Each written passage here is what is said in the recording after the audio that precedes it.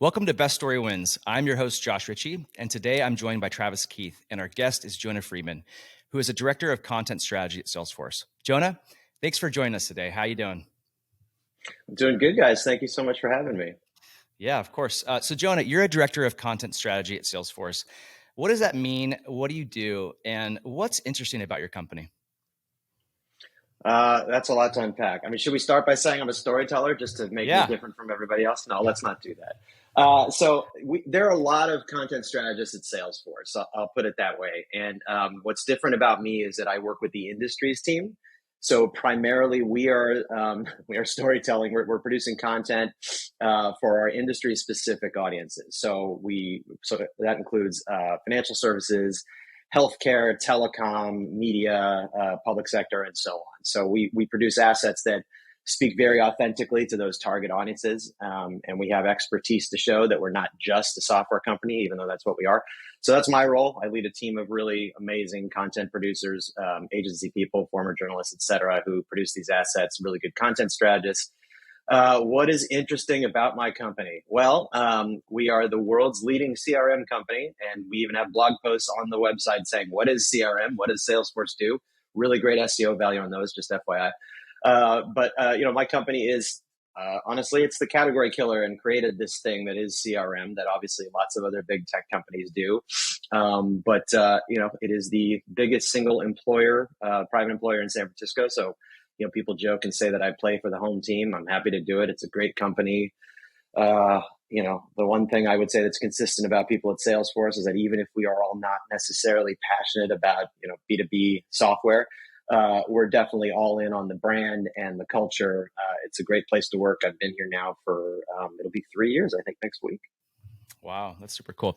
Yeah, we're big fans of Salesforce. We've been using the product itself for over a decade. And so, I can. Thank you for your service. Appreciate that. Yeah. This podcast is actually sponsored by Salesforce. Awesome. So when did you realize you wanted to have a career in marketing?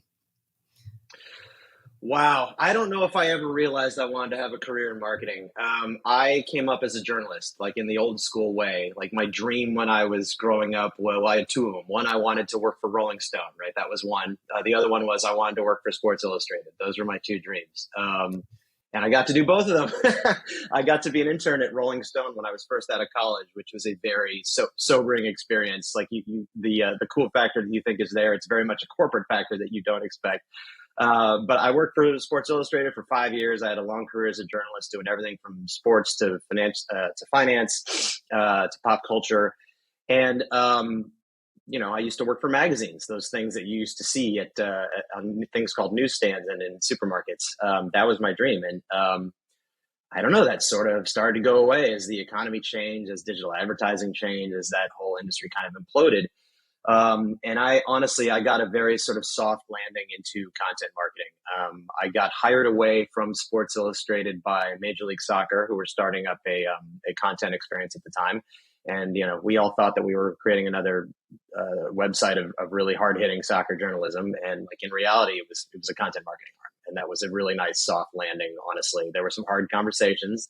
There were some very strange experiences when I realized that like I wasn't going to be able to do completely unvarnished, totally objective takes on things. But I slowly got into the mindset of content marketing. And then from there, I went to other big brands like StubHub, Under Armour.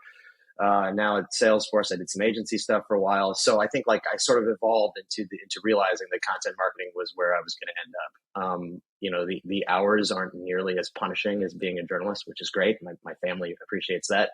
And it's for now, it's a more sustainable business path, career path, I think, at least for today. So it's a long answer to a very simple question. Yeah, no, that makes a lot of sense. It's really cool to hear you talk about where you've been. There's a noticeable sports through line. Yeah. So is this one of the first companies you've worked at where there hasn't been sort of a sports angle? I guess so. The Under Armour thing, or at least in a while. In a while, like when I worked at Under Armour, it was much less about the sports angle. I think it was, when I worked there, they had just acquired, if you guys ever use MyFitnessPal or MapMyRun or any of those apps, they had just acquired those. So it was very much a digital play. So I was doing a lot of content for really for just leading a healthier lifestyle. So it was kind of sports related. And we definitely dabbled into some of the celebrities and brand ambassadors that they had. But, it's weird. Every single career step I have taken since leaving Sports Illustrated has been like a few degrees more to the right of sports. And I've kind of just, it's honestly, it's nice to just be a fan again, because I remember like, when I was covering major events for SI, like, there's no cheering in the press box. So you really had to sort of check out of, any kind of like passion out of it and just do it for the objectivity. So I am a fan again, which is nice. I tweet when I still use Twitter. I tweet liberally about said passions, and it's nice to not have to like defend it anymore. Yeah, that makes a lot of sense. Well, I love that your first answer to the first question was you started out by talking about being a storyteller, and obviously the name of this podcast is Best Story Wins. The term storytelling, as we all know, is a term that gets used quite a bit in kind of our world of marketing. Some argue that it gets overused or misused. How would you, as a marketer, define what storytelling is and also what it isn't? Yeah, I'm not going to lie. I hate that term. I really do. I use it all the time. I mean, I led off this interview talking about it.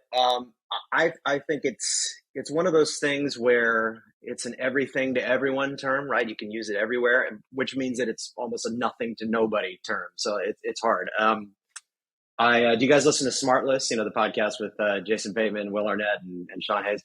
They make fun of it all the time because like everybody in Hollywood is a storyteller. So obviously there's lots of different definitions to it.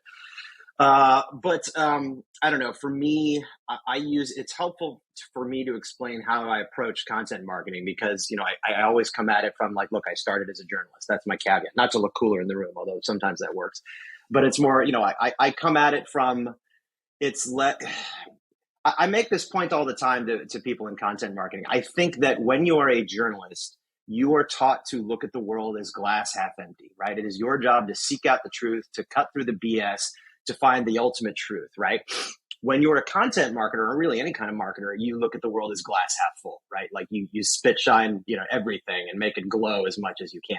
And I found very early in my career when I was making that transition that I butted heads a lot with people who were classic marketers. I thought it was still my mindset to uncover that truth. And like, I had to do a lot of growing and adapting because, at the end of the day, I'm the one who has to adapt more to this world than they are to me. But I think the storytelling aspect is helpful for me just to explain how I approach everything. Like I approach every single project, team I'm working with, like I'm a total novice, like I'm a total noob and just pretend that I know nothing. And like, I think it's really important because as a journalist, when you're taking on a story, you have to do it that way and ask all the questions you can, get the simplest explanation you can. And I think to me, that's the storytelling, right? It's like, where is that story? Where is the narrative that you were trying to tell? Who are the players? What are the things that I need to know to be able to tell this story? So that's how I use it. I still bristle when I hear it all the time from everybody because, like I said, it's like it means a nothing to nobody term at this point. But for me, that's how it really helps me kind of just my mindset for attacking everything. Yeah, I think your background as a journalist too is really interesting. You mentioned at the top of the call or the episode where you were saying that even some people at Salesforce maybe don't have a incredible passion for B2B enterprise SaaS sales, but we've worked with Salesforce for so long. Everybody that we've interacted with has like a really cool background that they've worked at other places and they're kind of bringing all those different perspectives. How would you explain maybe like the brand story at Salesforce and what maybe like tends to resonate with buyers and or even like internal employees?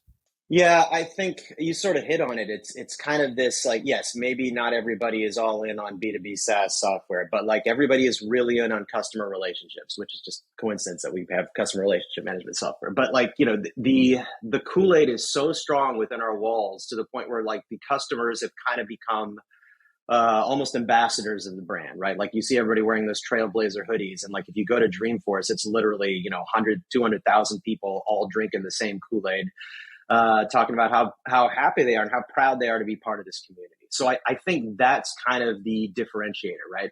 It's you don't see a lot of people going around talking about how stoked they are to be at Oracle or, to be at Adobe. And those are fine places to work. I'm no slight against them.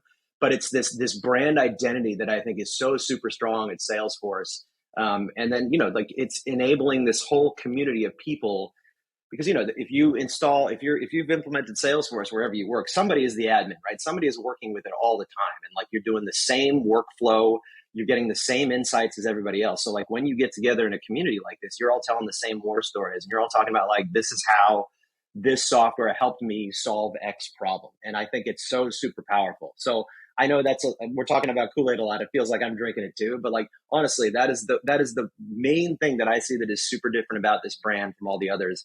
It just, everybody is just psyched to be a part of it. And I think that's what I find to be really special. That's great. Would you, kind of rephrasing a little bit of what you said, is that maybe like the product, and this is, I'm not trying to lead the witness here, but the anytime that we've worked on content with you and your team, it's never really been about, here's like why the product is the best and all the benefits and the features. Obviously there's content that has those things in there, but it's almost always back to the customer and what this would do for like their experience, how it would make their lives, like the true value, where the product is more of like a means to an end. Would you kind of agree with that? Yeah, totally. That absolutely resonates. I think, like, for me personally, working with the industries team, like the other content strategists and content people at my company, like, they're mostly associated with a particular product, right? Or a line of business, right? For us, we do those things, but it's more about trying to be authentic within those communities, right? So one of the main value props that we look at is, we look at each sort of industry's customers and figure out like, what are the unique challenges that they're facing. So like, for instance, with just an example, banking customers, like, banking customer service is notoriously terrible, right? Like, just across the board. And like, that's one of the pain points that we always talk about, because like, our product can solve for that, right? Or another good one is in healthcare, right? Like, you go to a doctor, every time you go to a new doctor, you have to fill out 16 pages of new paperwork, and you want to tear your hair out, right? Like, that's the pain point. It's like, why is there no one single unified view of the patient that you can just see from every provider in the world, and so you don't have to mess with that paperwork? So like, that's what we find to be really interesting. Like, we find those pain points that are really unique and authentic to those communities, right? And like, that's how we talk to the customer. Like, we do it that way first. And like, for me, again, like, as a journalist, like, we talked about storytelling.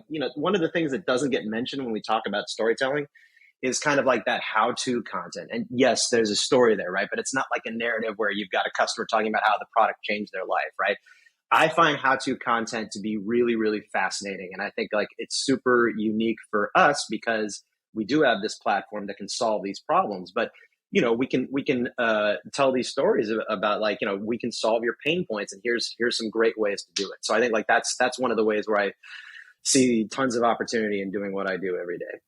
Yeah, that's great. Was there, like, when you're developing that story, what was kind of the approach? Did you have like a structure for it, a process for it? Were you just trying to put stuff in a market, see what works? Or did you have like a really clear strategy before you kind of headed in that direction? The only clear strategy that I use is like, pretend like you know nothing and ask all the questions you need to ask, right? Because like, my team, we're the content strategists and the editorial folks who produce this stuff. We are not the experts in the subject matter, right? We partner with these product marketing teams that are, right? And it's always a balance between what we think we want to put out into the world, and we being Salesforce collectively, and just sort of going straight to the customer and saying like, what do they want to see? And like, we're always talking about like, guys, you got to talk about search intent, you got to talk about SEO, you got to go audience first, social data, all that stuff. And that's always an interesting struggle, because like, as marketers, you really want to talk about your messaging and what you want to put out there. We kind of come into that as sort of like sure, we can do that, but like, let's find that right Venn diagram where, the messaging really hits with what the audience wants. And the product marketers do that plenty, right? They focus group stuff to death, as they should. But like, there is always still, and I get it. Like, if you're developing a product, you want that messaging to be airtight, right?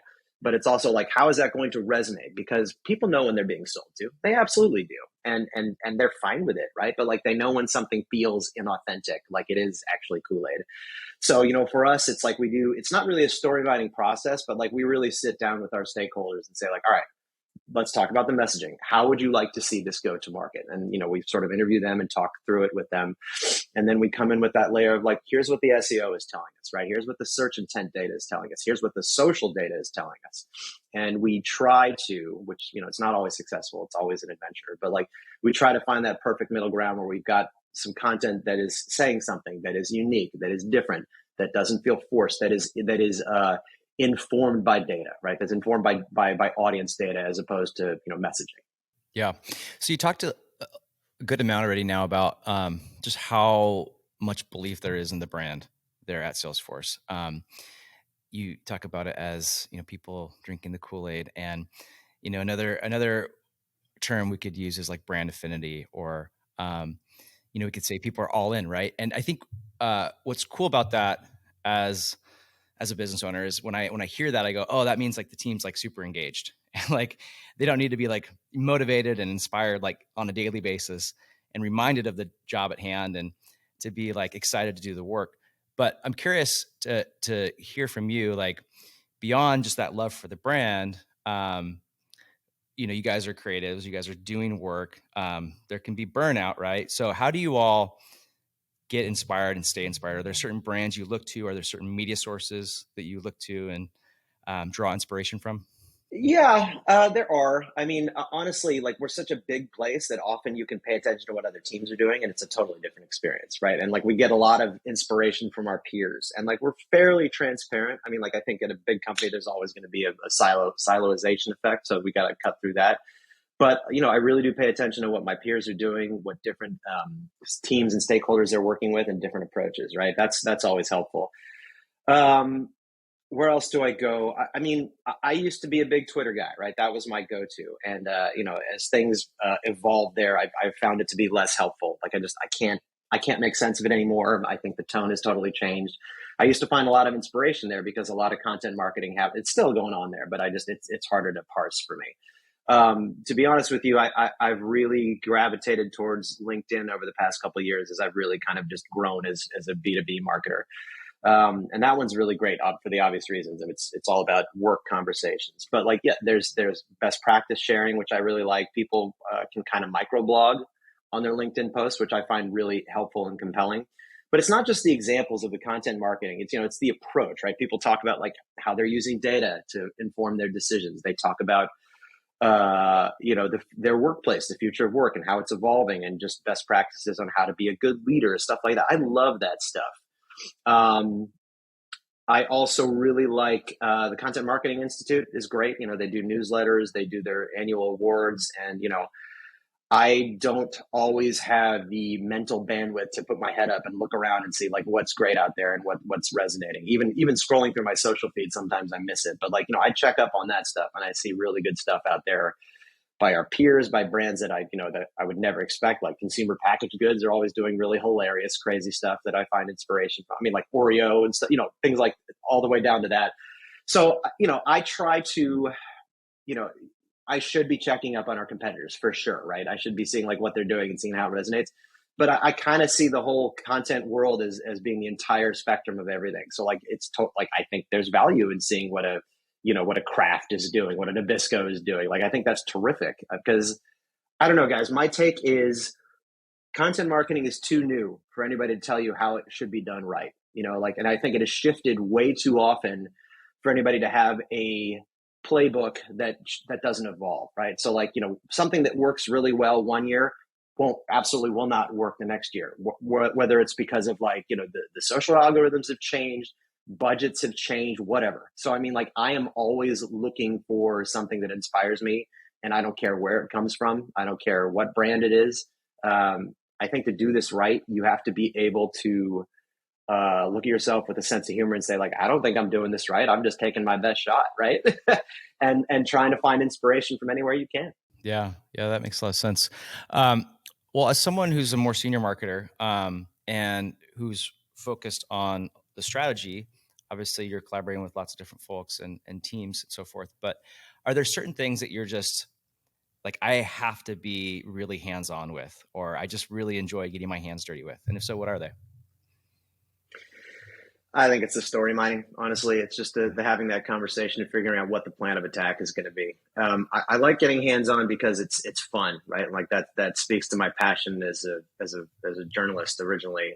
But also, I think when you work at a large Fortune 100 company like this, you have a lot of stakeholders and a lot of opinions, which is to be expected. I'm used to this by now. But I think like you need to have somebody step into that room to make sure that you are curating all of those opinions and POVs into one single thing. Like, I can't tell you how many times I've seen it where, you agree on a whatever asset that you're going to build, whether it's a video or blog post, and you've got like 12 teams that have to provide feedback. That's not good for anybody.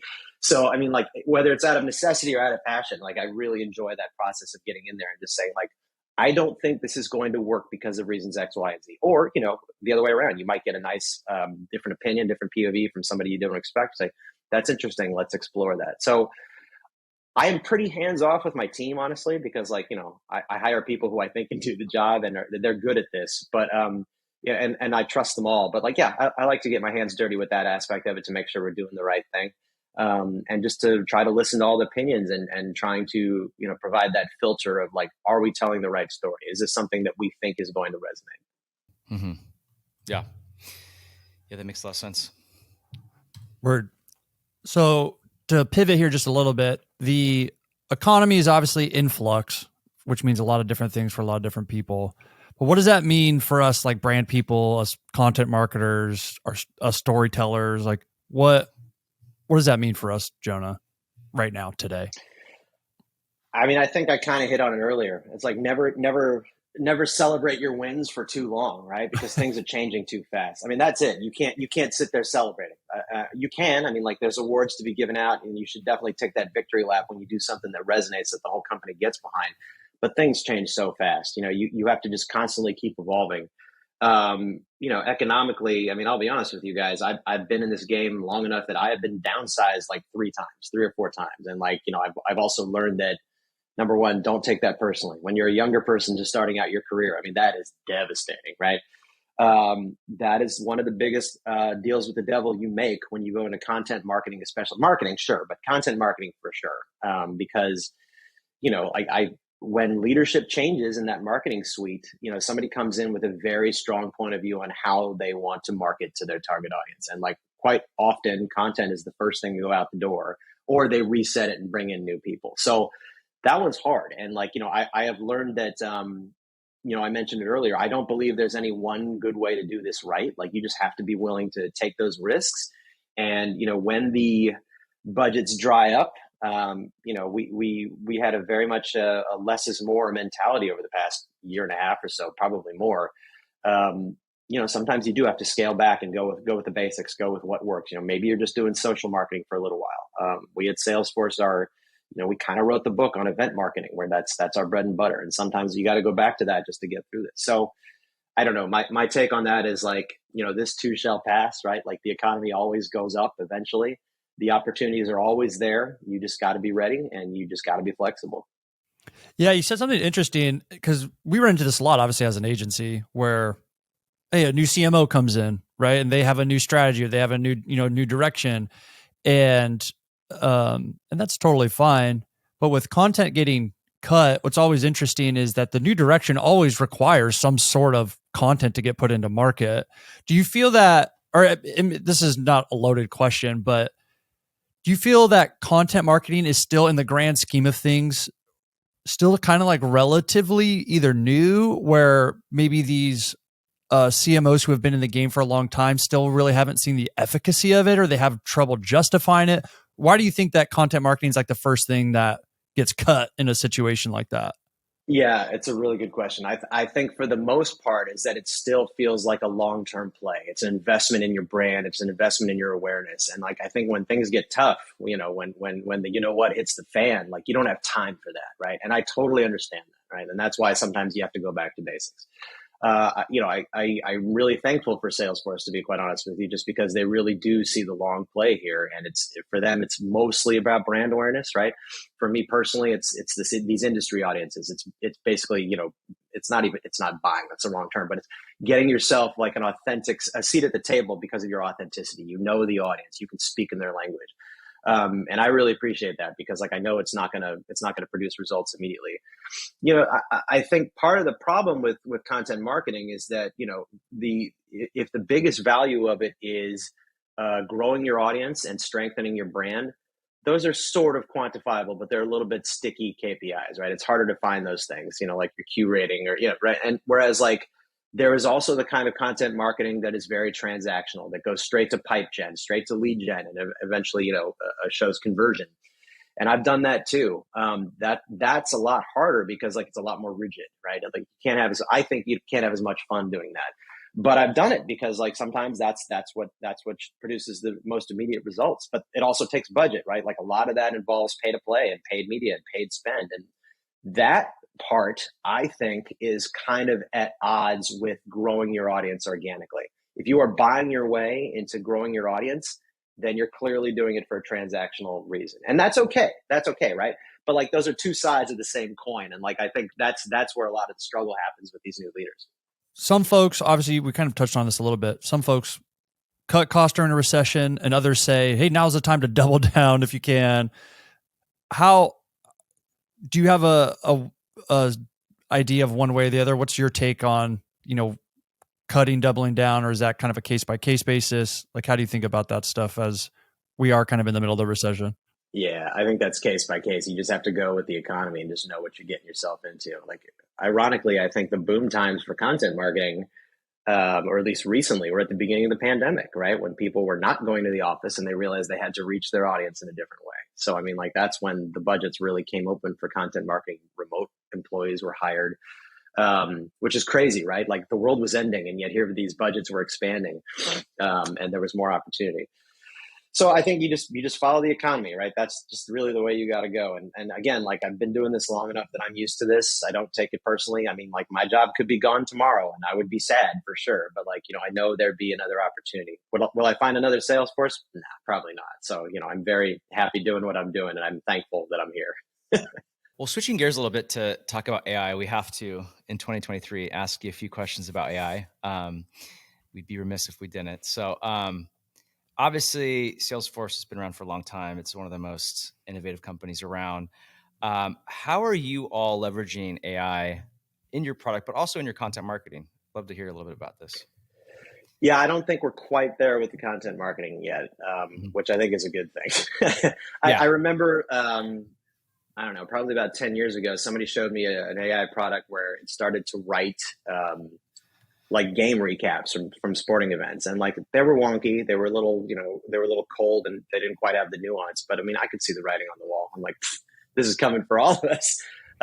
It's a lot better now. I think like, in practice with content marketing, AI has a lot of potential to help us generate those headlines, right? And to do the data from it too, like help me with the SEO data, help me try to figure out like what needs to be said that's new, right? That part's great. I think eventually, sure, the AI can create the content.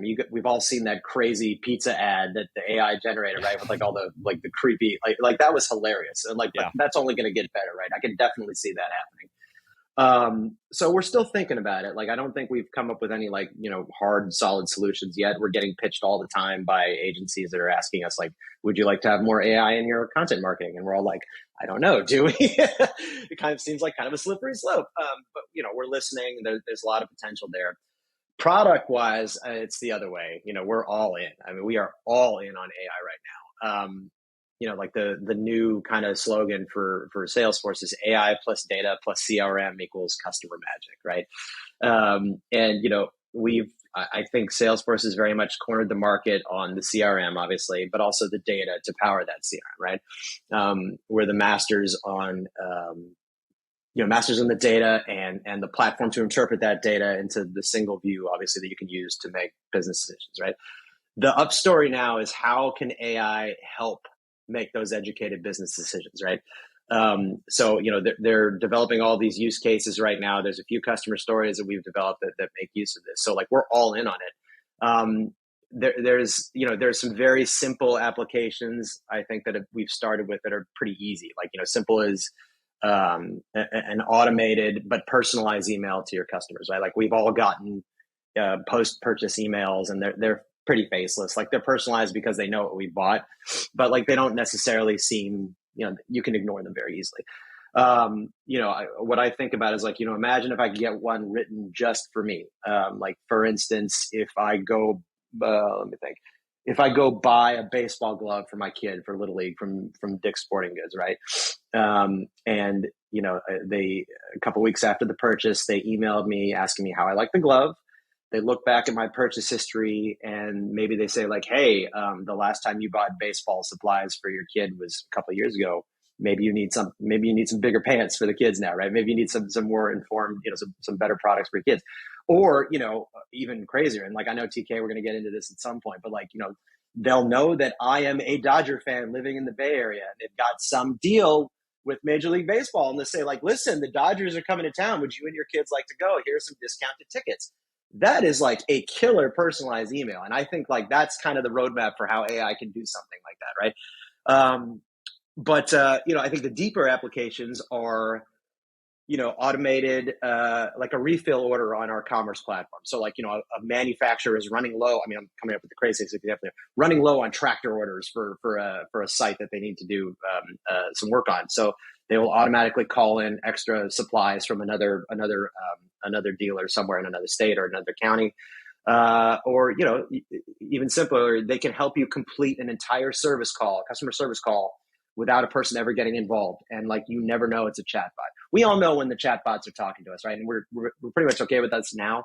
But imagine if like, it seemed like you were talking to an actual person and on back end, it's Skynet, doing the whole transaction for you. Like, there's some pretty mind-blowing stuff out there. And we can get into this later. The concerns are still about like, is it responsible AI? Is it ethical AI? Those are the things that are out there. But like, we are watching right now, like, and we talk about it every day inside the walls here. Like, we are always talking about like how AI is going to revolutionize our products and revolutionize our interactions with our customers and their customers. So there's a lot, man. And it's like, it changes every day. Like Mark Benioff, our CEO, like he is the most active CEO on Slack I have ever seen.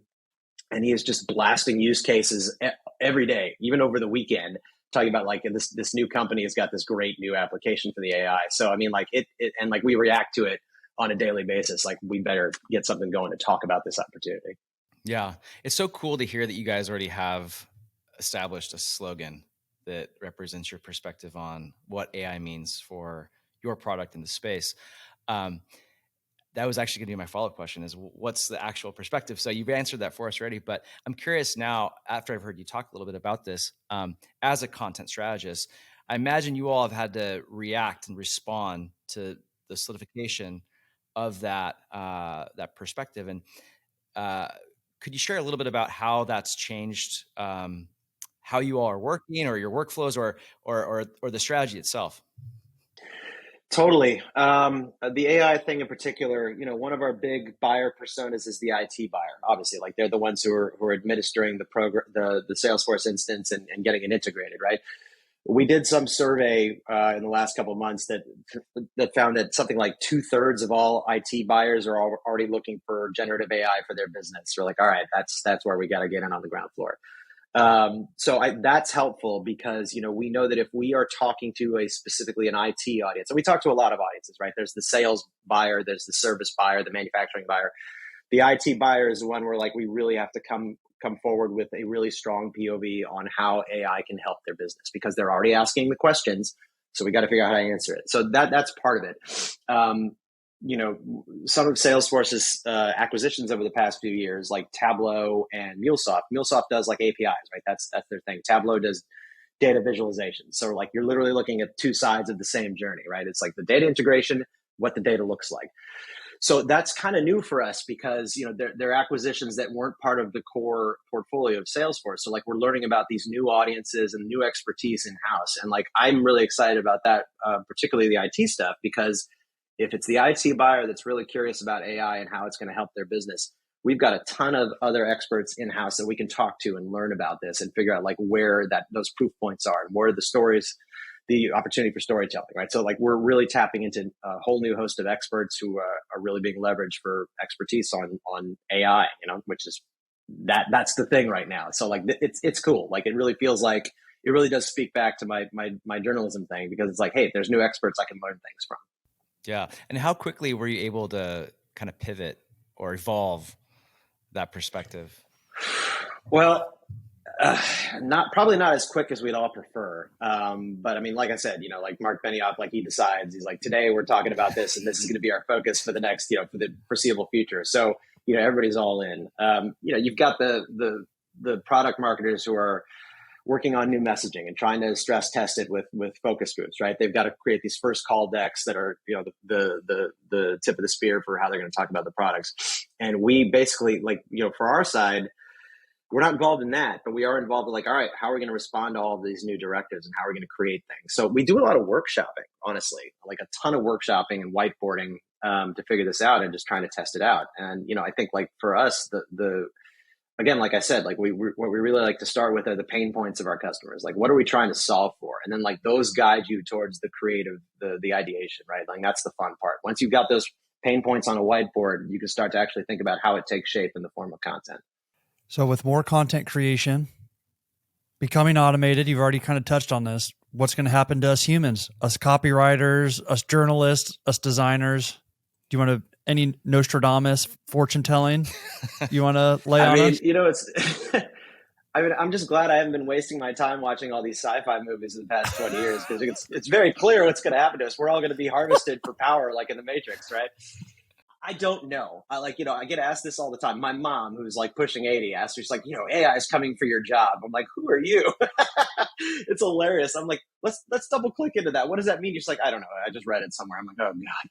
So I don't know. I think part of it is, we briefly talked about responsible AI and ethical AI earlier, right? That's hard, right? That's where you really have to establish those guardrails. We've all seen all the case studies where AI running unchecked, develops these inherent biases and makes these horribly racist decisions. You're like, dear Lord, that is the worst case scenario.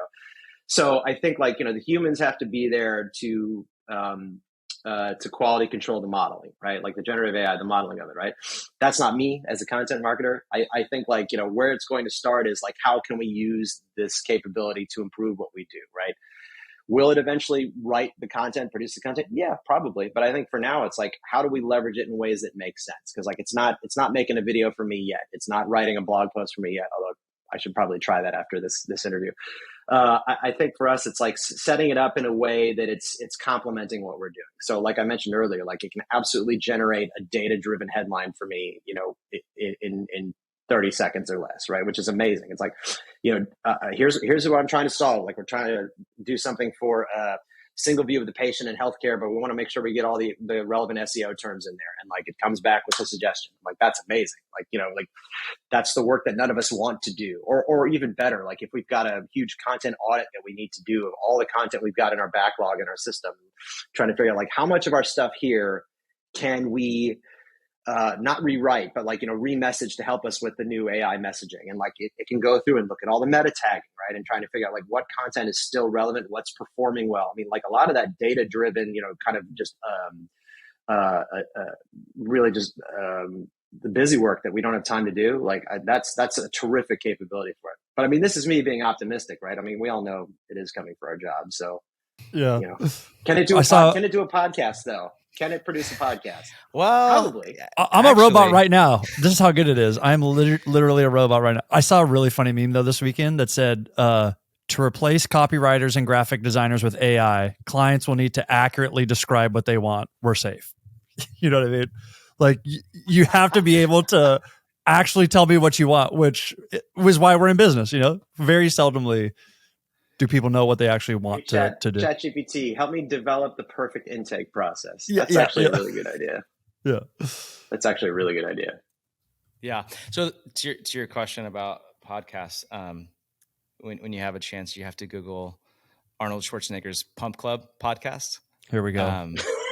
Yeah, he's actually using AI and machine learning to develop and publish a daily podcast that took all these hours of his recorded voice, and then someone basically, I think under his watch, came up with these fitness tips that kind of aligned to his philosophy, and they blended them together. In his voice. 5-minute podcasts that he never recorded, but he's been on record and saying, terrifying. Yeah, I know, it's a crazy idea, right? And it's super interesting, but he, in several interviews he's given on this, because he actually, I think, started this about a year ago before all this craziness with ChatGPT Midjourney came online. He was quoted in several interviews saying if something goes awry, I have a kill switch. So he takes all of that. Okay, Skynet guy, right? That's, I mean, like talking about irony, right? My God. Yeah. Yeah, but we'll see. But yeah, that's one of the reasons actually, not to be like too focused on us, but like one of the reasons why we wanted to develop a podcast was because we wanted to get into new content formats and kind of test the value of it and see what it could be for us as a company. And then with the lessons learned from our experience, we wanted to help our clients develop podcasts if they want to as well. Because even though, in some circles, podcasts have sort of a cheesy reputation. In a lot of ways, there is a moat. Unless you're Arnold and you have this cutting edge technology and no budget, you can do crazy shit, right? But like for the average company, they're not doing an AI generated podcast in the way that he would. So for us, it's really an experiment, and I think kind of on that theme, podcasts are relatively safe. I think or high production content, like really immersive interactive experiences, beautifully done video, whether it's live action or motion. I think those things are safe. So I think we're going to see like this big onslaught with like lower production content where it's going to be hard to compete with the robots. But for things that are more sophisticated, I think that that's where we're going to be safer. And I think that that's going to be where people gravitate towards. So that's kind of my take on it. I don't know. Does any of that resonate with how you see things? Yeah, I hope so, man. Like, and there's also part of it where I think, like, one of the things that we are challenged by here is that we are a global company and we're trying to create content for every single region in the world. And like, I think AI would be terrific for helping localize content, right? Let's say, whether it's a blog post, even if it's just a blog post, like help me localize this into colloquial, uh, Indonesian, right? Something like as simple as that, right? Like AI can certainly help with that. But then I also think of like, you record a video, something as complex where you're like, I need this video localized for Southeast Asia. So like it's shot here in the US, it's shot in the streets of New York City. I'll bet you AI someday could say like transfer that into like, now we're on the streets of Singapore, right? And like we've changed we've changed the accent, we've changed the English accent to it, and there's more local references. Like I could see that being a thing, and like what an amazing application that would be, right? I've always like thought about more of the commodity side of creative, where like I think is what you're talking about. So there are certain things that every designer and creative director hate doing. And we've worked with a lot of brands. And when it comes to like localization, which is a great example that you just gave, they're like, we don't want to do this. Can you guys do this? And it's like, yeah, I mean, we could do it. Take us, not that long, but it's just like something that something has to manually get done. It feels more of like a commodity, so I think those are the things that are going to be the first on the list of how can AI help with this stuff, so we can focus more on the creative concepting and some of the more like high production stuff. So that's I share that take too. And that's what they keep saying, right? It's like the AI is good for freeing humans up from doing the menial stuff that takes up our time, right? But I think that's a very like optimistic take on it because like, we've seen all the movies. That's how it starts, right? But I mean, like, in the interim, like that is absolutely the best application for it. Like I talked earlier about doing the data crunching and the auditing stuff. We're doing that all the time. And like, we're happy to do it. But like that takes up a lot of time. And like that's something that, AI can do literally instantaneously. So like I'm very optimistic that leverage the right way, these menial tasks that take up our time, they can be leveraged by AI technology. Then what are we doing? I mean, that's the question. Like now we got to go back to being creative. Like I don't even know if I have anything left in me by the end of Friday. Yeah. Just go on Twitter for a few hours. So I know you're a big Dodgers fan. I grew up in LA. TK is a massive Dodgers fan. We got to ask you at least a question or two about the Dodgers. TK. Oh, dude. I mean, we could just start. How are you feeling this year? Are you following them this year or no? Yeah, of course. Okay. Of course. I'm seeing mega headlines, which we've been seeing recently, but that this is a special team this year and they're, projected to have 105 wins and which, how are you feeling just in general about our boys in blue? Well, I feel like we need some help on the pitching front. It seems like everybody's breaking.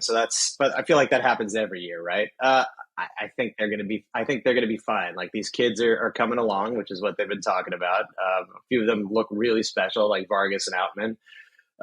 And my dad is very kind of doomsday on this. He's like, I don't think they're even going to make the playoffs. I'm like, get out of here. I'm like, first of all, they're good enough to make the playoffs today because it seems like everybody gets in now. But second of all, they never, Andrew Freedman, the GM, like he will never not make the team better at the trade deadline. So if things don't look like they're working out, he definitely has no fear of potentially blowing something up to bring somebody in to help. So I'm not worried about that. What I do think is going on, TK, though, is we're saving up a boatload of cash for a certain mega MVP over the winter. And that was my next question.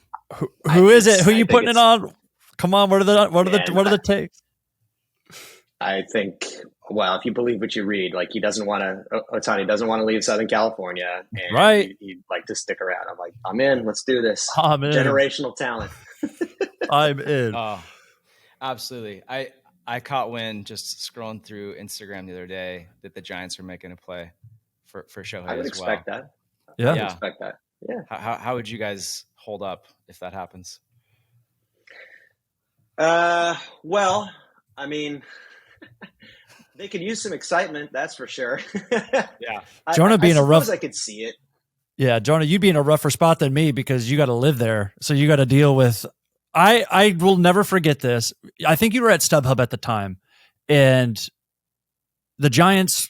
It was the last ring that they won because they were winning in all the even years. You remember when they won those 3? And I was on Market Street. I think we were going to see Zendesk, and I was on the top floor.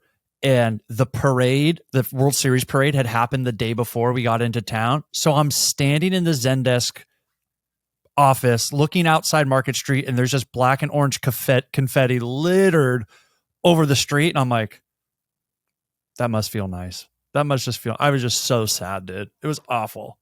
I can up level that. Right around then, I was living in Oakland then, right? I was taking BART in to work every day. And unbeknownst to me, or maybe I just wasn't paying attention, I rode in with all of the people going in for that parade. Maybe it was 2014. I can't remember, but it was just me on a car full of people dressed in orange and black, like actually chanting and cheering on the train. I was like, this is my personal hell.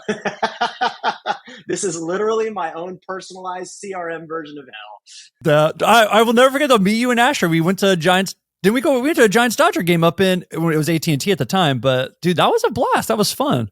Yeah, it's one of my favorite things to do. Like I really enjoy being a Dodger fan behind enemy lines here, just because it's fun to troll. Gives you a little bit of conflict. The fans are generally pretty good to you. Like, and if you tell people you live here, they're good about it. But my kids now, like, they never had a chance, right? Both my boys are all in on the Dodgers. Not so much because they want to impress daddy, but like my older kid, he loves going to those games and just trolling everybody. I mean, everybody. And he's like not even 9. I'm like, listen, dude, it's cute right now because you're a funny kid, like, talking smack to Giants fans, but you got to be careful, man. That's amazing. Oh, it's amazing. All right. Well, we got to go to another Dodger game then. We got to make that work. I'm in. Let's do it. All right, sweet. All right, so final. So if you could make a prediction for who the Dodgers beat in the World Series, and in how many games, what do you think it's going to be? Go ahead. Come on, Jonah. I got one too. I mean, the romantic in me wants it to be Dodgers Yankees in 7. Say it. That's how it has to be. I've been waiting for it for so long, dude. And it's like every year it feels like it's shaping up to be Dodgers Yankees, and that's what you want. It's what the MLB wants. So that's what we want. Dodgers in 7. Of course, and you want all 7 games. Yeah, like if we lose in 7, I think I might not be able to like face the world for the next 3 weeks. I'm quitting. Like, I'm quitting. That's what you want. So good. Well, Jonah, hey, it was so great catching up. Thanks for joining us today. If people want to find out more about you and connect with you online, follow you online, what's the best place for them to do so? You can find me on LinkedIn, Jonah Freedman, obviously. My Twitter handle is Jonah Freedman, my full name. I'm not on it as much as I used to be, but I'm still there. And, obviously just go check out Salesforce. We've got the AI plus data plus CRM story everywhere, and it's just going to keep growing. So you can follow along at home. Awesome. Thanks so much. Thanks, Jonah.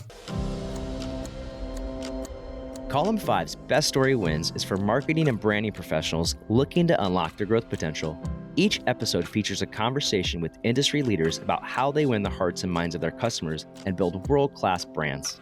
You'll learn about their success stories and their failures, as well as ideas for how to take your own marketing efforts to the next level. Welcome to Best Story Wins.